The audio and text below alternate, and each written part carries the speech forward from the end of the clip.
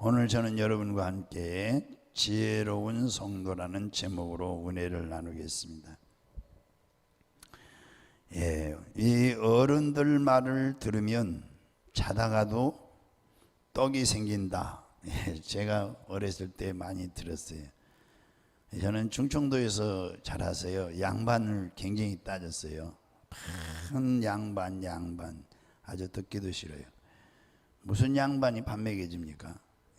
열심히 일해서 이 직업에는 기천이 없잖아요. 열심히 사는 사람이 귀한 사람이죠. 근데 옛날에는 그렇게 했어요. 그래서 맨 이런 말을 많이 한 거예요.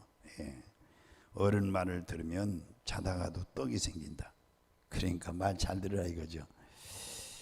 우리가 부모님의 훈계를 잘 들으면 세상을 보다 더 슬기롭게 잘 살 수 있고, 또 하나님의 훈계를 들으면 신앙생활을 보다 잘할 수 있습니다. 훈계를 들으면. 오늘 본문에서 이렇게 말씀하고 있습니다. 첫째, 1절에서 4절 훈계를 들어라. 훈계를 들어라. 1절에서 4절을 다시 한번 읽어보겠습니다. 시작. 아들들아, 아비의 훈계를 들으며 명철을 얻게 주의하라. 내가 선한 도리를 너희에게 전하노니 내 법을 떠나지 말라. 나도 내 아버지에게 아들이었으며 내 어머니 보기에 유약한 외아들이었노라. 아버지가 내게 가르쳐 이르기를 내 말을 내 마음에 두라. 내 명령을 지키라. 그리하면 살리라. 아멘. 여기에서 내 훈계를 들으라 이랬는데, 아비의 훈계와 명철은 결국 하나님의 말씀을 말하는 것입니다. 그래서 아비 훈계는 또 명철은 결국 뭐라고요? 다 채웁시다. 하나님의 말씀. 하나님의 말씀을 의미하는 것입니다.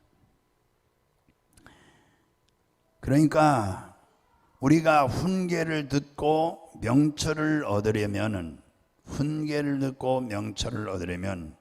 하나님 앞에서 어린 자녀가 되어야 됩니다. 오늘 본문에 어린 자녀가 되어야 된다는 것입니다. 훈계를 듣고 명철을 받아들이려면 어린아이가 되어야 된다. 그렇지 않고는 하나님의 훈계와 명철을 받아들일 수가 없습니다. 우리 모두 하나님 아버지 앞에 어린 자녀가 되기를 바랍니다. 할렐루야. 우리 예수님은 이 비유를 말씀을 여러 번 하신 거예요. 어린아이 같지 않으면 천국을 갈 수 없다. 어린아이 같지 않으면. 그러니까 우리 모두 하나님 아버지 앞에서 어린 자녀가 되어야 된다는 얘기입니다.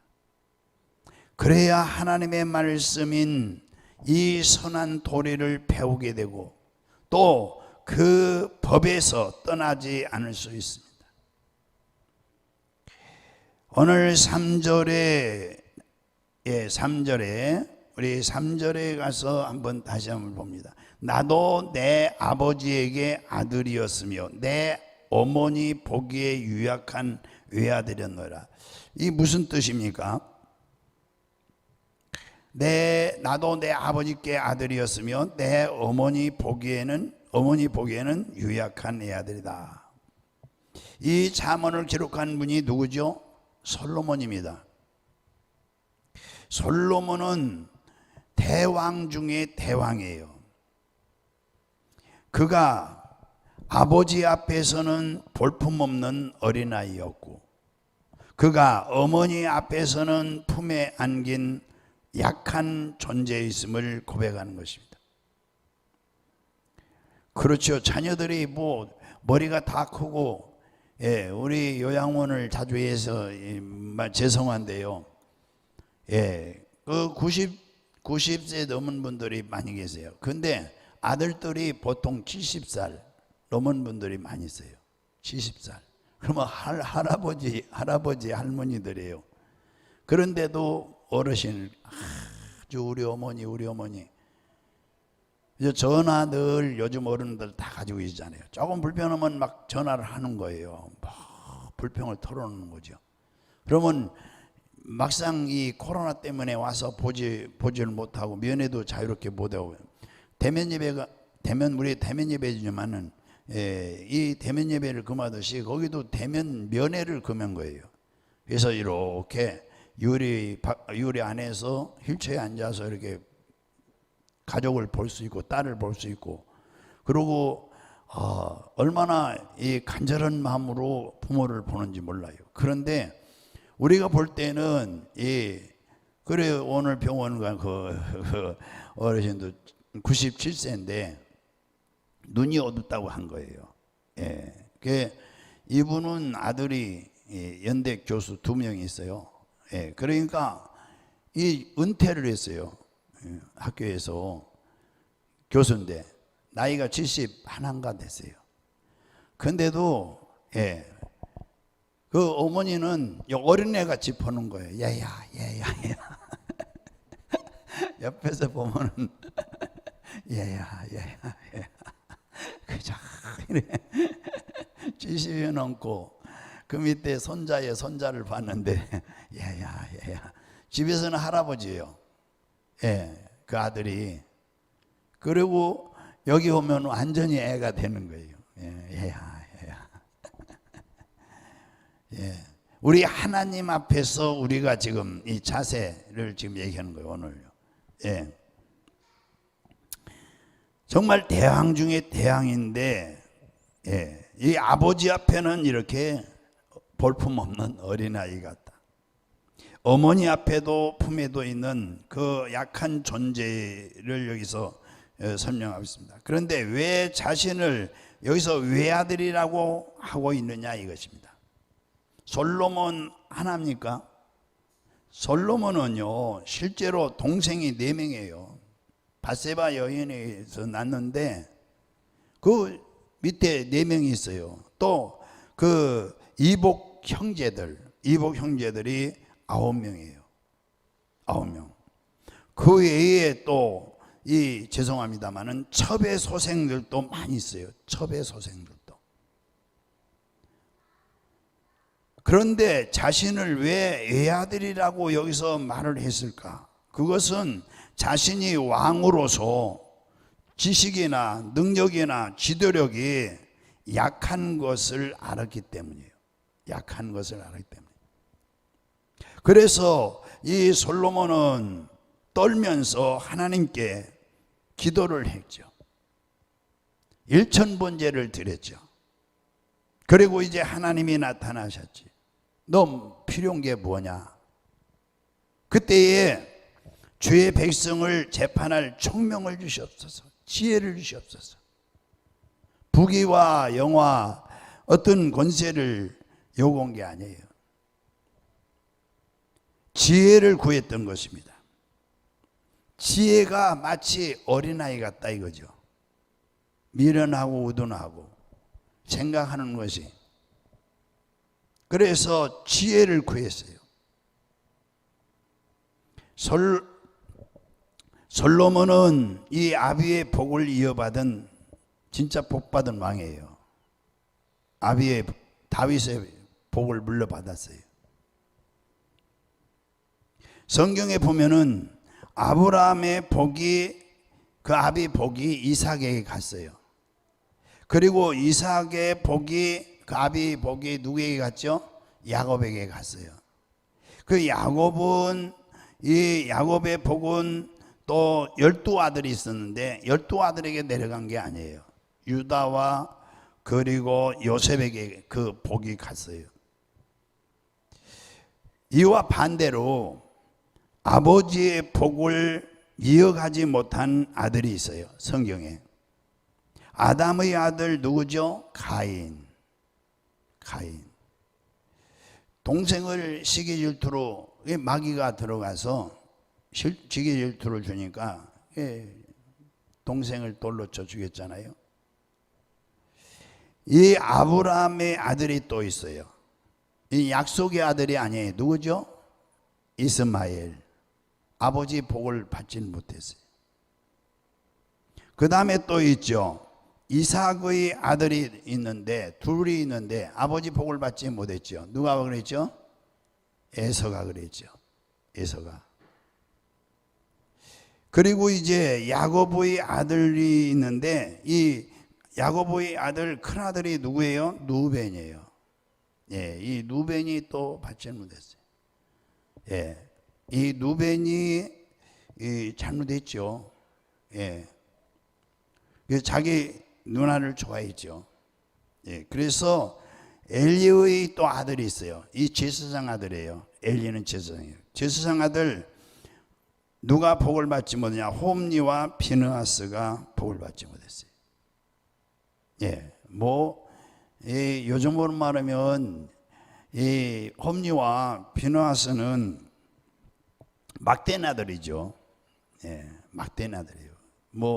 제사 지는데 가서 제사장 아들이라 이거 다 내놔라고 그냥 날것으로 먹기도 하고 말이죠. 그 다 이 제사 제물을 자기 마음대로. 이 비느하스와 홈리는 전쟁에 나가서 그만 다 전사하고 말았죠. 그래서 전사 소식을 듣고 엘리가 눈이 어두워가지고 엘리 제사장도 충격을 받아가지고 쓰러져서 죽었어요. 완전히 대가 망한 거죠. 영적으로 무뎌가지고 그런 거예요. 영적으로 이 엘리 제사장이 영적으로 어두워졌어요. 그 다음에 사무엘의 아들이 있어요. 이 사무엘 아들 여러분들 이름도 모르죠. 잘. 그 유명한 사무엘. 예. 그 아들을 또 요엘과 아비야가 있는데 그리 된 거예요. 참 아버지의 그 복을 아브라함의 아들 한편으로는 받은 분이 있고 반대로 못 받은 성경에. 그리고 형이 아닌 아우가 복을 이어가는 경우도 있어요. 성경에. 큰 아들이 받아야 되는데 작은 아들이 받죠. 아담의 아들이 그랬죠. 예. 물론 먼저 목숨을 잃었지만은 이 아담의 아들 가인은 복을 받지 못했어요. 예. 가인과 누구죠? 아벨은 복을 일찍 죽었지만은 복을 받은 사람이에요. 그래서 아브라함의 아들 이스마엘이나 요셉의 아들 므낫세나 야고보의 아들 그 중에서 11번째 아들 요셉은 복을 받았어요. 그리고 이 요셉과 이새의 8번째 아들 그게 누구죠? 다윗 왕이었죠.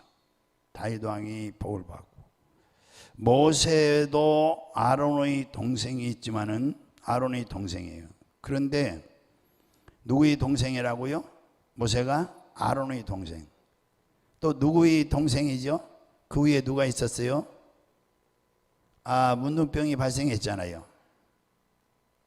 예. 그러기 때문에 이 복을 딱 하나님이 주시는데, 그리고 성경에 보면은 이 다윗 왕이 있었고, 다윗 왕은 이새의 아들이에요. 몇 번째 아들이죠? 8번째 아들이죠. 8번째 아들.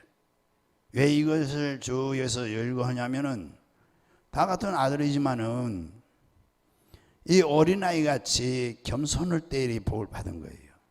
예.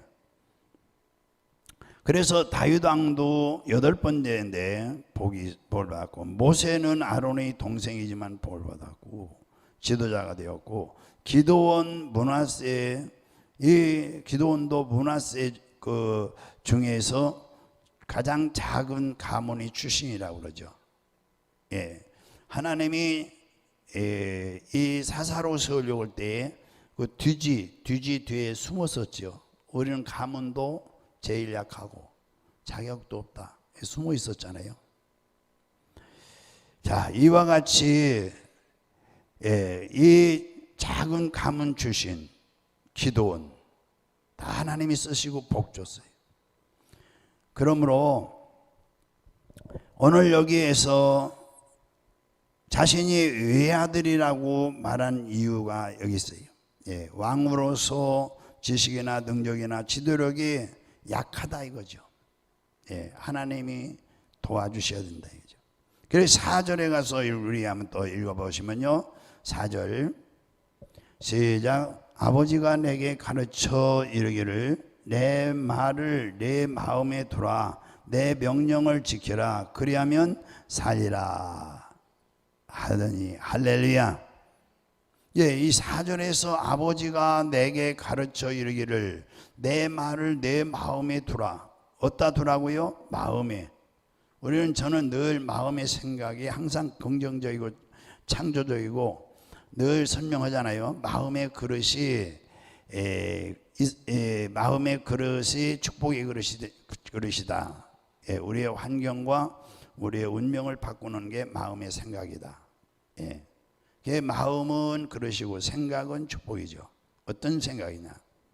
자, 그러면은 여기에서 보세요. 우리가 세상을 정의롭게 살아가려면 먼저 여기 내 말을 어디에 두라? 내 마음에 두라. 내 명령을 지키라. 그러면 네가 살리라 그랬잖아요. 여기서 우리가 세상을 정의롭게 살아가면 먼저 하나님의 말씀을 자신의 마음에 두어야 된다는 얘기죠. 내 마음에 말씀을 두라. 여러분 마음에 말씀을 두고 항상 살아야죠. 오늘 새벽에도 말씀드렸지만은 저는 주의 종이니까요. 늘 말씀을 생각해야죠. 그리고 늘 저는 하나님을 어떻게 하면 기쁘게 드릴까? 어떻게 하면 하나님의 뜻을 이룰까? 하나님 뜻대로 살까? 이 생각이 있는 거예요. 하나님을 어떻게 기쁘게 드릴까? 이 말씀이 있어요, 제 안에. 또 어렵고 힘들 때는 제 안에 말씀이 있어요. 항상 50장 15절이라고 그랬죠. 시편 50장 15절 한번 외워보시죠. 이게 말씀이 제 안에 딱 박혔어요. 이것은 우리 어머니가 어렸을 때 제게 가르쳐준 말씀이에요. 우리는 우상을 너무 많이 섬기고 우리 할머니가 요즘 말하면 무당이죠. 전물 치러 다녔거든요. 경을 이루러 다녔어요. 40일 20일 경을 이루러 다녔어요. 그러니 얼마나 센 집안이에요. 귀신이 얼마나 센 집안이냐고요. 그래서 저도 11살 때 자리를 잘랐는데 그때는 우리 예수 어머니가 안 믿던 때죠. 예수 안 믿던 집안이었었죠. 이게 저는 그래서 마귀와 귀신을 항상 대적하고 쫓아냅니다. 이게 마음에 딱 있어요.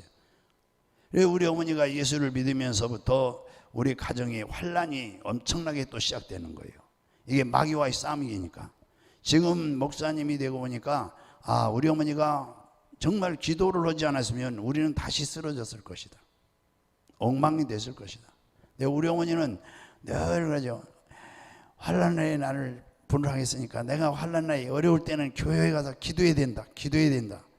어려울 때는 기도해야 된다. 교회 가서. 그러고서는 힘들고 어렵게 살면서도 교회를 가시는 거예요. 저녁에 철회하러 가시고 새벽 예배 한 번도 안 빠지고 가시고. 자, 그래서 여기에서 보세요. 우리 말씀이 마음에 있어야 돼요. 어려울 때 말씀이 생각나야 돼요. 어려울 때는. 저는 그 말씀이 늘 생각나요. 교회 목회하면서도 어려우면 뭐죠? 환난날이에요. 환난날. 이 어려울 때 환난을 당할 때에 나를 부르라. 나를 찾으라 이거예요. 하나님 찾아야죠. 사람 찾아다니며 친척들 찾아다니며 이것저것 도와달라. 이 건축할 때요. 우리 서울에서 이 아는 사람도 별로 없고 우리 사촌들이 와 있었어요. 근데 그분들은 성공했어요. 그래서 돈 잘 벌고 있었어요. 그래서 제가 가서 우리 집사람하고 갔었어요. 갔는데 우리 사모님이 가자마자 그러는 거예요. 우리 사촌한테, 애사촌한테 집문서 내놔. 그러니까 기절하려고 그래요. 객지에 나와서 어떻게 이게 집을 마련한 건데 집문서를 내놓으라고 그러니까 예, 그분이 장로님이에요. 저하고 동갑인데 생일이 좀 빨라요. 그래서 어려서 내가 형님 했는데 장로님이에요. 그 당시도 얼마나 신앙이 좋은지 젊어서 장로님이 됐어요. 가보니까 집도 금지하게 있고 처음 찾아가봤죠. 그랬더니 참 이 사람 찾아다니는 것처럼 비참한 게 없는 거예요. 너무 비참한 거예요. 그래 기절하려고 그래요. 우리 사모님이 가자마자 집문서 내놓아요. 집문서. 이러니까 기절하려고 그래요. 그래서 아주 관계도 끊어버리는 거예요. 그 다음에는 전화도 안 받는 거예요. 그래서 그 다음에 제가 그랬죠. 찾아다니지 말자. 기도자. 그래서 여기다가 이게 골조만 세워놓고 이제 3개월 동안 이제 공사를 멈춘 거예요, 이게. 이 벽돌 쌓는 분들이 아주 많이 수가 많아요. 한 20-30명 거의 될 거예요. 이 성남시인데 이분이 이 건물을 지면서 1차로 돈을 줬어요. 그 다음에 2차, 3차로 날짜를 정해가지고 자기가 정하는 거예요. 그러고서는 돈 내놓으라고 해. 돈이 모자라서 땅을 샀는데 지는 게요. 그래서 여기다가 가마떼 스티로폼 갖다 깔고 여기서 아침 서울에서 예배드리면 여기 내려오는 거예요. 내려서 여기 와서 계속 기도한 거예요. 왜? 사람을 찾아다니면은 안 되겠어요. 그래서 기도했는데 하나님이 이게 이렇게 맞춰줬어요. 그래서 사람이 환난을 이 말씀이 안에 있어야 돼요. 환난을 당하면 그 말씀이 다 환난 날에 나를 부르라. 어려움은 나를 찾아야지 어디 사람 찾아야냐. 오늘 여기 본문에 이렇게 정의롭게 우리가 살려면은 정말 정의롭게 살려면은 먼저 하나님의 말씀을 자신의 마음에 둬야 된다는 말씀이에요. 우리가 하나님의 말씀을 귀로만 듣고 또 흘러버리지 말아야 됩니다. 한 귀로 듣고 한 귀로 흐른다는 말이 있죠. 우리가 마음판에 새겨야 됩니다. 여러분 마음판에 새기고 사시기를 바랍니다. 그리고 하나님의 명령을 이제 오늘 본문에 보세요. 지금 4절이죠. 4절이죠. 가르쳐 이르기로 내 말을 내 마음판에 새겼으면 그 다음에 뭐죠? 내 명령을 지키라. 여기서 내 명령을 지키라 그랬습니다. 이 다윗은 유언을 남겼어요. 누구에게? 솔로몬에게, 자기 아들에게 유언을 남겼어요. 그러니까 모세가 유언과 같은 말을 했죠. 어디에요? 여호수아 1장에. 여호수아 1장에. 그래서 여호수아도 모세가 하나님의 말씀을 받아서 준 것을, 이 말씀을 법도와 규례와 율례를 지켜 행하면 내가 너와 함께하리라. 네가 어디로 가든지 뭐죠? 형통하리라. 할렐루야. 자, 여기에서 열왕기상 2장 3절에 한번 찾아보시죠. 이 다윗의 아들에게 유언을 남기는데 하나님 명령을 지키라고 그럽니다. 이게 매우 중요한 말씀이에요. 그런데 이 솔로몬이 참 착하죠. 자기 아버지가 그렇게 부탁했다 해도 이거 지키는 자식이 얼마나 있겠어요? 그렇잖아요. 한번 읽어보시죠. 2장 3절. 열왕기상 2장 3절. 시작. 내 하나님 여호와의 명을 지키라. 이게 누가 하는 말이에요? 다윗이 지금 솔로몬에게 하는 얘기예요. 유언을 하는 거예요. 유언. 시작. 내 하나님 여호와의 명을 지켜 그 길로 행하여 그 법률과 계명과 율례와 증거를 모세의 율법에 기록된 대로 지키라. 그리하면 내가 무엇을 하든지 어디로 가든지 형통하리라. 이 아버지 다윗이 아들 솔로몬에게 이렇게 유언을 남긴 거예요. 이 유언의 내용이에요. 그럼 뭐 한 귀로 듣고 한 귀로 흘릴 수도 있잖아요. 아버지 돌아가시면은. 우리가 하나님의 계명과 율례를 지켜 행하면 하나님께서 약속하신 대로 확실히 형통한 삶을 살 수가 있는 것입니다. 할렐루야. 이 유언은 다윗이 아들 솔로몬에게 한 거지만은 결국은 뭐죠? 하나님의 계명과 하나님의 율례와 하나님의 법도거든요. 그래서 우리가 하나님의 계명과 율례를 지켜야 하면 하나님께서 약속하신 대로 확실하게 형통함을 삶을 주는 거예요. 그렇잖아요. 우리 수요일 날 이렇게 보면은 자리가 너무 텅텅 비었고 한데 아이고 다음 시간에는 뭐 교회 가면 사람도 없고 한데 마음에서 이제 이게 움직이는 것입니다. 저도 다녀봤으니까 알죠. 옛날에 교회 가면은 교인들이 많으면은 참 좋고 교인들이 얼마 없으면 아예 다음 주에는 오지 말아야지. 예, 이런 마음도 있었어요. 그 전에 저 신장이라는 데가 지금 도시로 크게 변한 데 있죠. 신장이 어딘지 아세요? 신장이. 옛날에 신장에서 우리 큰아들 거기서 난 거예요. 예. 그런데 신장이 그냥 신장이라고 그랬고 지금은 하남이라고 그래요. 하남시. 그래서 하남시 미사리, 거기 미사리가 지금 집이 쫙 아파트 지금 단지로 돼가지고 최첨단 아파트로 됐잖아요. 예. 거기 상일동에서 우리 권사님 살았다고 했는데 상일 초등학교가 있어요. 그 앞에서 개척했는데 그 건너편에가 이화벽돌이 있었어요. 그 땅이 지금 최고의 첨단지로 변했잖아요. 그런데 그때에 뭘 얘기하려다가 너무 또 향수에 젖어가지고 그랬을 때 다 잊어버렸어요. 옛날에 이거 생각하다가 일단 본문으로 들어가서 보겠습니다. 그래 우리가 하나님의 계명과 율례를 지켜야 하면 하나님께서 이렇게 분명하게 형통의 복을 주시는데 이 세상에서 우리가 살아갈 수 있는 유일한 방법은 말씀을 순종하는 길밖에 없다는 얘기입니다. 할렐루야. 하나님의 말씀대로 살으시기를 바랍니다. 에베소 6장 1절에서 3절 자녀들아 너희 부모를 주 안에서 순종하라. 이것이 옳으니라. 내 아버지와 어머니를 공경하라. 이것이 약속 있는 첫 계명이니 이는 내가 잘되고 땅에서 뭐죠? 장수하리라.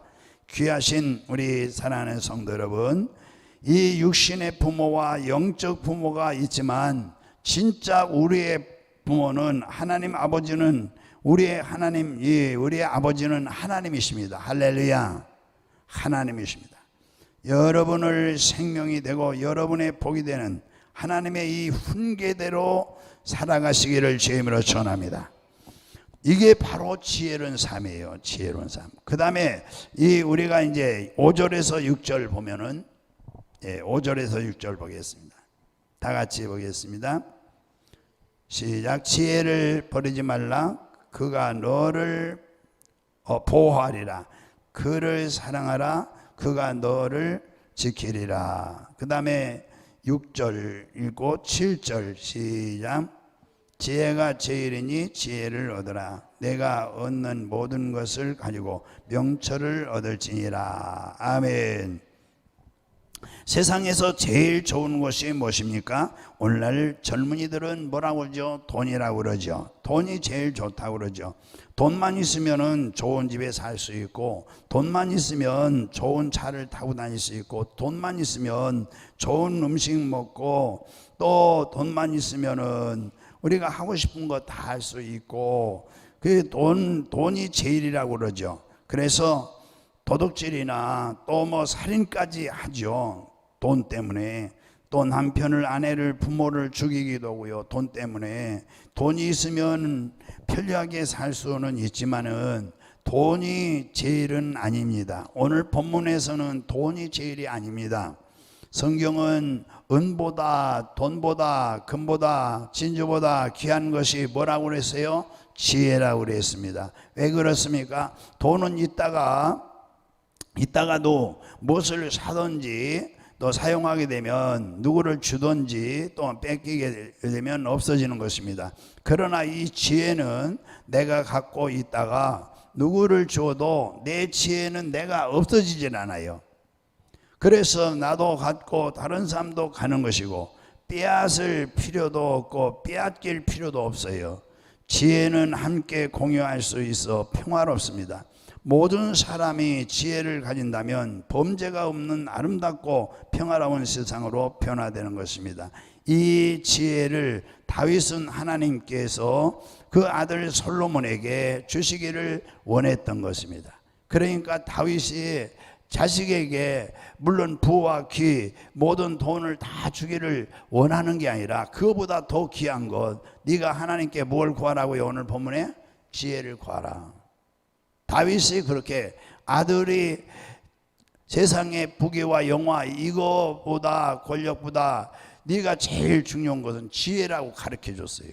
그러니까 하나님 앞에 기도할 때 지혜를 구한 것 같아요. 자식에게, 우리는 자식에게 돈 뭐 세상의 것 물려주려고 죽을 때까지 안간힘을 쓰는데 이 다윗은 오늘 본문에서 무엇을 구하라고요? 자식에게 지혜를 물려주기를 원했어요. 지혜를. 예. 그래서 나도 이 성경을 보고서 우리 손자들 기도해 줄 때마다 꼭 그러죠. 하나님, 우리 애들 기도해 줄 때 꼭 기도해요. 우리 손자 2명이잖아요. 그래, 기도를 해줘요. 내가요, 솔로몬의 지혜를 주시고, 예수님 뭐죠? 지혜롭게 자랐다고. 누가복음의 1장의 말씀 있잖아요. 3장인가요?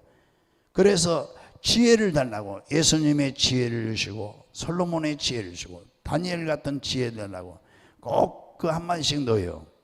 예, 이 하나님을 아는 지혜. 할렐루야. 예, 그래, 참, 보면은 기쁜 거예요. 우리 손자에게서 미안한데, 이렇게 먹을 거 갖다 놓고 기도하는 거 보면은 참 신기하다 이거죠. 그래서 오늘 여기에서 이제 이 지혜는 함께 공유할 수 있어서 평화롭고 모든 사람이 지혜를 가진다면 범죄가 없고 아름다운 평화로운 세상으로 변화되고 이 지혜는 그래서 다윗은 하나님께서 그 아들 다윗은 하나님께서 그 아들 솔로몬에게 이 지혜를 주시기를 원한 거예요. 할렐루야. 예. 그래서 역대상 22장 12절에 여호와께서 내게 지혜와 총명을 주사 너로 이스라엘을 다스리게 하시고 너의 하나님 여호와의 율법을 지키게 하시기를 더욱 원하노라. 이렇게 기도했어요. 다윗은 그 아들을 위해서 기도를 한 것입니다.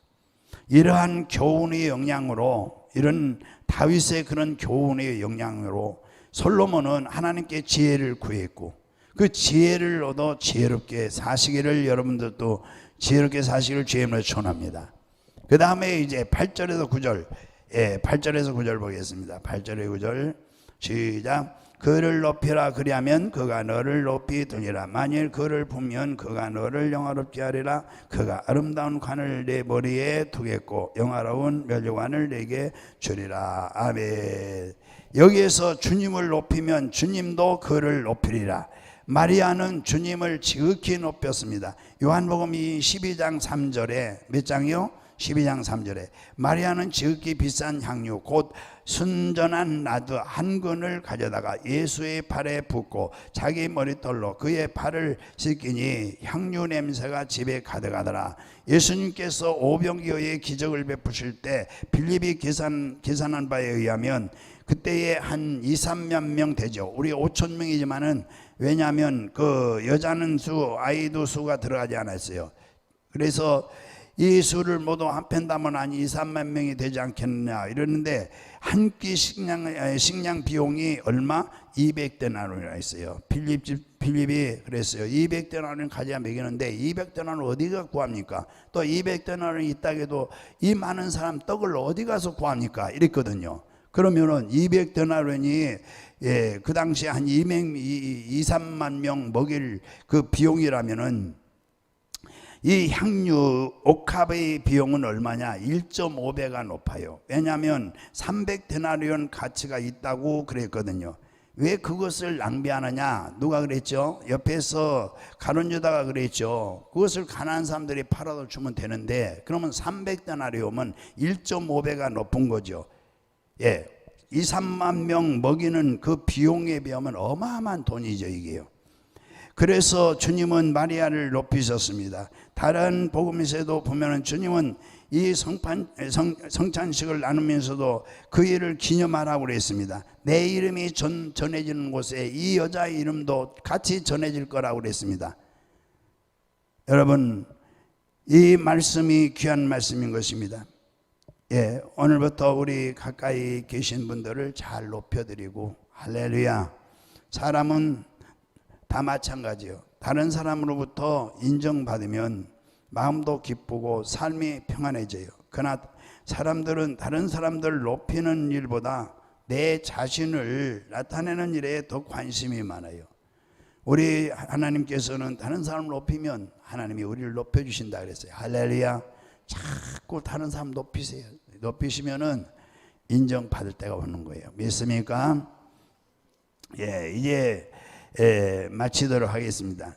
그리고 이제 9절에 이 말씀이 매우 중요해요. 그가 아름다운 관을 내 머리에 두겠고 영화로운 면류관을 내게 주리라. 이 아름다운 면류관을 주신다는 말씀인데, 이 면류관 얘기는 제가 여러 번 말씀드리지만은 오늘 시간이 다 되질 않아서 여기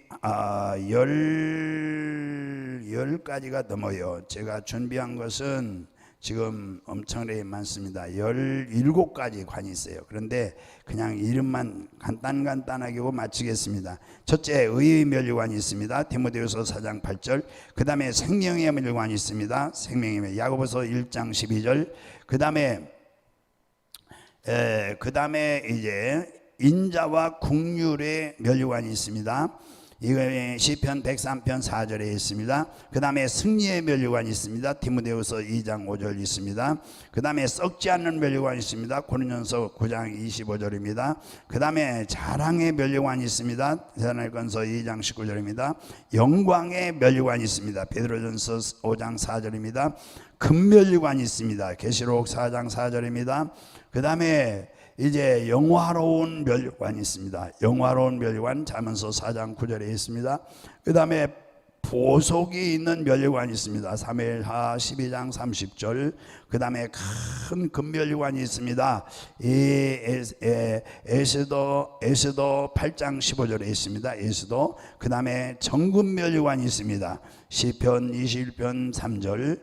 아름다운 면류관이 있습니다. 이사야 62장 3절. 그리고 화려한 면류관이 있습니다. 에스겔서 16장 12절. 가시 면류관이 있습니다. 마태복음 27장 29절. 썩지 아니한 면류관이 있습니다. 고린도전서 9장 25절. 이렇게 17가지 그 면류관이 종류가 성경에 기록되어 있습니다. 귀하신 여러분, 우리는 하나님 앞에서 그분의 겸손한 자녀이고 또 유약한 자녀입니다. 하나님의 말씀 한마디 한마디를 우리 생활 속에서 적용하시고, 우리가 하나님을 제일 사랑하면은 하나님이 우리를 지키시고, 우리가 하나님을 높이면 하나님은 우리를 또 높이고, 우리가 하나님을 품으면 하나님은 우리를 영화롭게 하고, 그 영화로운 구원과 은총의 면류관이 사랑하는 우리 성도들 머리 위에 분명히 세워지기를 주의 이름으로 축원합니다. 할렐루야.